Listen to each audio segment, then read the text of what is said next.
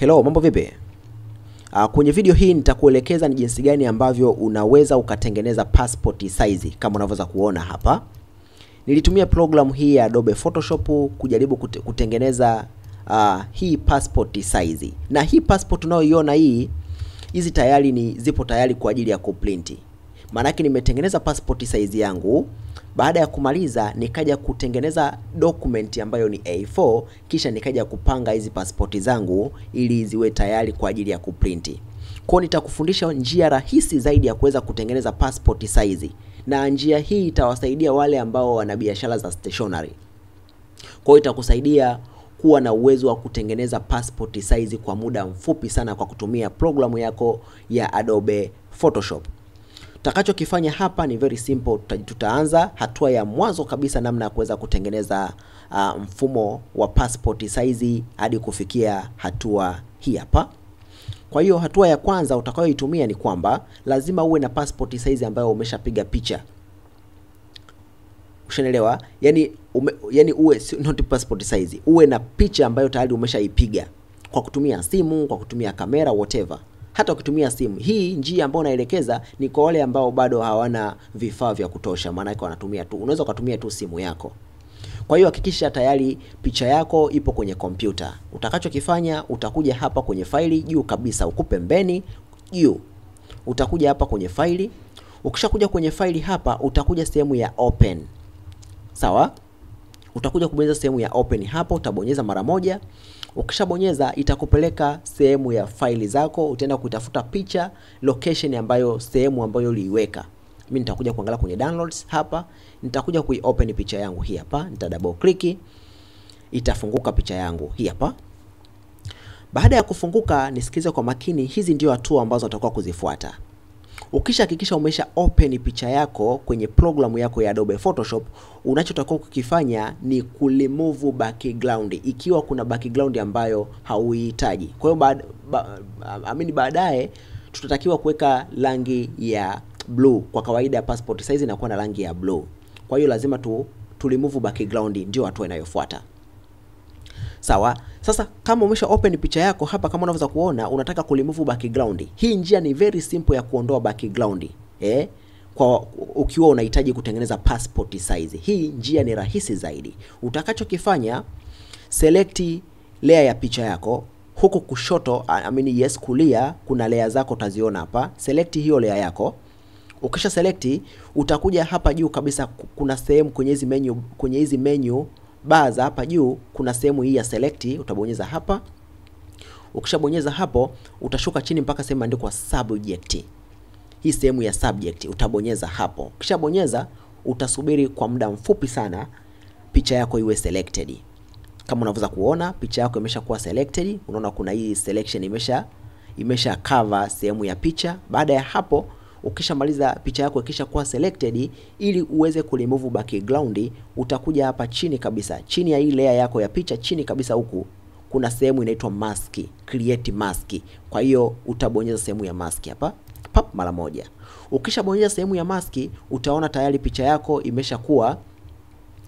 yako tayari imesha remove background. Ile background yako haipo tena. Kwa hiyo picha yako iko transparent. Sasa basi, ukiwa umeadd mask huko kwenye picha, kutakuwa kuna profile mbili, kuna picha pamoja na mask. Hivi vitu hatuvitaki viwe separate hivi, lazima viungane pamoja. Kwa lugha ya kitaalamu tunaita kumaji. Lazima tumaji mask pamoja na hii profile ya picha yako. Ili kuweza kumaji, uta right click kwenye ile yako ya picha, uta right click, kisha utakuja kubonyeza sehemu imeandikwa convert to smart object. Utabonyeza hapa convert to smart object. Sasa hivi utaona kwamba picha yako na ile maski vimekuwa merged. Umevimaji au umeviunganisha pamoja. Sawa? Sasa basi hatua inayofuata tunataka tulisize hii canvas.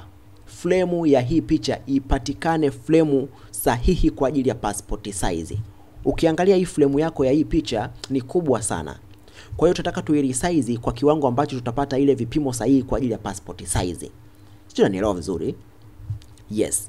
Kwa tutakachokifanya ili tuweze kuresize hii frame ili ipatikane kwenye vipimo sahihi vya passport size, ambavyo vipimo kwa kawaida passport size inakuwa na width 600 pixel, height inakuwa na 600 pixel, maana yake 600 kwa 600 pixel. Ili uweze sasa kulisize moja kwa moja, utakuja sehemu imeandikwa image hapa juu kabisa, utabonyeza image, then utakuja kubonyeza sehemu imeandikwa canvas size hapa chini.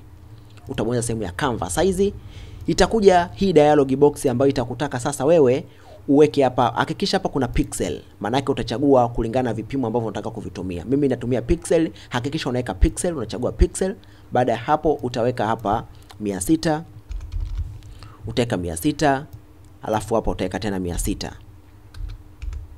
Utaweka tena 600, baada ya hapo utabonyeza okay. Utasema proceed. Ukishabonyeza proceed, utaona tayari hii imekuwa ndogo sana canva yako. Utaikuza canva yako, utaikuza canva. Baada ya kukuza canva, picha yako hii unatakiwa sasa hivi, kwa vile ile canva imekuwa ndogo, picha imekuwa kubwa sana. Kwa hiyo ili uweze kulisize picha yako, utaselect picha, alafu utabonyeza Control T ili uweze kutransform. Umeona? Utabonyeza Control T ili uweze kutransform. Kwa hiyo utahakikisha unapunguza ukubwa wa picha yako. Utapunguza mpaka ienee kulingana na ile canvas size. Utapunguza size. Unapopunguza size, hakikisha unashikilia shift. Unapopunguza size, hakikisha unashikilia shift na alt kwa pamoja.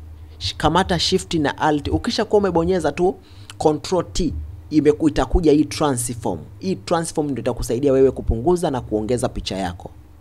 Sawa? Kwa sababu mwanzo canva ilikuwa ni kubwa. Kwa hiyo tulivyoipunguza, maana yake canva imekuwa ndogo, ile picha imebaki na taswira yake ile ile. Kwa hiyo lazima tuipunguze ile picha ili iweze kufiti kwenye ile canva ya passport.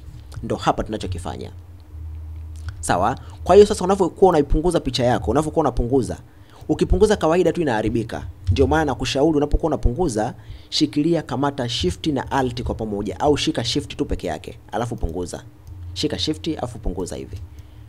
Maana yake picha inakuwa unaipunguza ikiwa na muonekano wake ule ule. Sawa? Ukiwa na muonekano wake ule ule, hauharibiki. Kwa hiyo hakikisha unapokuwa unataka kukuza au kupunguza picha yako, shikilia shift. Kwa utakuwa unaona unapunguza bila kuharibika picha yako. Lakini bila kushika shift itakuwa hivi. Umeona picha yako inakuwa ina transform vibaya. Kwa hiyo hakikisha unashika shift afu unakuza vizuri tu. Kwa utailisize kwa kiwango ambacho unakihitaji. Labda let's say mpaka hapa. Sawa? Baada ya hapo utabonyeza huku tiki huku juu ili kuondoa transform. Baada ya hapo sasa tunataka tuweke background, kwa sababu hii picha yetu iko transparent, haina background. Tunakuja kuweka background yake sasa. Ili kuweka background ambayo ni blue, utakuja hapa chini, utaachana na hii layer. Utakuja hapa chini kabisa, kuna sehemu ukitoka kwenye maski, mbele hapa kuna kitufe kinaitwa adjustment layer. Utaona kuna rangi kama nyeupe na nyeusi hapa. Utabonyeza hiki kitufe mara moja. Ukishabonyeza utakuja hii sehemu ya juu kabisa ambayo imeandikwa solid color. Utabonyeza hapo kwenye solid color. Utakuja kuchagua rangi ya blue ambayo inatumika inayotumika hasa kwenye passport size. Kwa nitachagua rangi ya blue inayotumika zaidi. Let's say ni hii, alafu nitabonyeza okay. Sasa hivi kwa haraka ukiangalia picha yako haionekani. Ni kwa sababu gani? Unapokuwa unatengeneza solid color, sawa, unapokuwa unatengeneza solid color, siku zote ukiitengeneza ile layer inakuwa juu ya zile object zako. Kwa hiyo ili picha ionekane, lazima uibebe hii background yako uipeleke chini ya picha. Sawa? Ni very simple tu. Utakuja utaleta kasa yako hapa kwa kutumia left click, utaleta kasa yako kisha utabonyeza kwa kutumia left click. Utabonyeza kwa kugandamiza bila kuachia. Alafu utaibeba ile yako ya background, alafu utaihamishia chini ya ile picha. Itakuwa hivi. Kwa hiyo hapo unakuwa tayari umeshatengeneza background ya passport yako. Umeshatengeneza background ya passport yako. Nafikiri mpaka kufikia hatua hii utakuwa umenielewa. Sasa hivi tunaenda kwenye hatua ya kwenda kutengeneza sasa passport zikiwa nyingi kwa ajili ya kuprint. Lakini kabla ya kwenda huko, kuna kitu kimoja ambacho tutakao kukifahamu. Hii picha yako sasa hivi ukiangalia hapa, unaona ni ndefu na mikono inaonekana ni ndefu sana. Kwa hiyo hapa tumeiresize tu. Sasa tunachokitaka kukifanya, maana hii picha iwe imekatwa moja kwa moja kwa kufuata hii frame ya passport yako. Yaani maana tukiifanya hivi, hii picha yako iishie hapa, isionekane na mikono. Ili kuweza kuifanya picha yako iendane au iwe na ukubwa sawa au ijiresize kulingana na ukubwa wa frame ya passport, unachokifanya ni very simple. Nisikilize kwa makini hapa. Utakachokifanya, utaselect layer ya picha, utashika shift, alafu utaselect na layer ya background.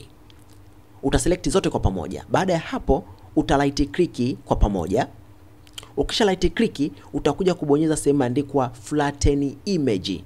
Utabonyeza hii sehemu ya flatten image. Ukishabonyeza sehemu ya flatten image itakuwa hivi.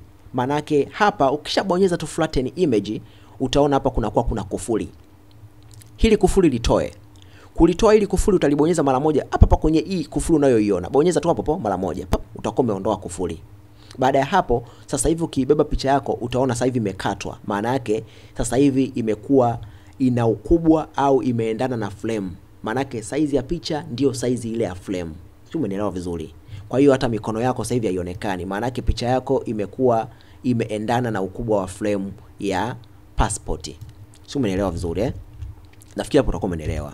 Kwa hiyo hivi ndivyo ambavyo watu tunafanya. Kwa hiyo baada ya kufika kwenye hatua hii, utakachokifanya, utakuja kutengeneza document ya A4 ili uweze sasa kuja kupanga hizi passport zako. Utakuja kuitengeneza document yako ya A4, utakuja huko kwenye file. Ukishakuja kwenye file, utakuja sehemu ya new. Ukishakuja sehemu ya new hapa, utakuja sehemu ya hapa juu hapa, utakuja sehemu ya print. Ukishakuja sehemu ya print, utatafuta kuna vipimo mbalimbali, utakuja sehemu ya A4, uta double click. Ukisha double click itafunguka hivi. Hii ndio karatasi ya A4. Baada ya hapo utarudi huku kwenye Canva au kwenye table ambayo ulikuwa unatengeneza passport yako. Utakachokifanya, utaiselect hii passport yako, alafu utabonyeza Control C. Au kama hauwezi kubonyeza hivyo, utakuja kucopy. Maana yake utaselect layer yako ya passport, alafu utakuja huku sehemu ya edit, alafu utasema copy. Shortcut yake ndo Control C. Kama hauwezi kubonyeza shortcut au unahisi utasahau, basi unaweza ukaja hapa kwenye edit, alafu utabonyeza copy. Baada ya hapo utakuja sasa kwenye table ya A4 yako. Sasa huku utakuja tena hapo utabonyeza edit, alafu utasema paste. Hii hapa utakuwa umesha paste tayari. Baada ya hapo sasa hivi utakuwa una duplicate. Nafikiri kila mmoja anajua kuduplicate. Kuduplicate hapo unachokifanya ni very simple. Utashikilia alt bila kuiachia. Utaona hiyo kasa yako inakuwa mara mbili. Umeona hii kasa? Ukibonyeza alt inakuwa affected, inakuwa kama vile inakuwa mara mbili, ambayo inakuruhusu sasa inakwambia hii inaenda kuduplicate maana yake. Ukiachia alt unaona kasa yako inakuwa moja. Kwa hiyo utashika alt kwa kuikandamiza bila kuiachia, alafu utaleta hapa kasa yako, utabonyeza bila kuachia, alafu utadrag mbele. Utadrag mbele hivi. Hivyo utabonyeza tena, utadrag mbele. Alafu utaziselect zote kwa pamoja, alafu utakuwa unazidragi kwenda chini. Kwa hiyo hapa mimi na duplicate kilichobakia. Ni very simple. Nafikiri kila mmoja anajua namna gani ya kuweza kuduplicate. Nitaduplicate hivi mpaka hapo. Kwa hiyo hapa unakuwa tayari umeshaweza kutengeneza passport size kwa ajili ya kwenda kuprint. Kwa hiyo hapa ilipo una uwezo wa kwenda kuprint passport zako. Umeona njia ndefu sana kwa sababu nilikuwa naelekeza hatua kwa hatua, ndio maana umeona njia ni ndefu sana. Lakini ukishaizoea ni very simple, yani ni rahisi sana ukishaweza ukiwa umeimaster. Kwa hiyo hii ndio njia rahisi ya kuweza kutengeneza passport size pasipokuwa na kamera. Ni very simple. Kwa unaweza ukatumia picha ya simu yako ukaweza kuitengenezea passport size na ukaweza kuprint. Asante sana, karibu tena next time. Unachotakiwa ukifanya, usisahau kusubscribe channel yangu ili uendelee kupata uendelee kujifunza vitu mbalimbali kuhusiana au teknolojia mbalimbali kuhusu program hizi za graphic design. Asante sana, karibu tena next time. Bye bye.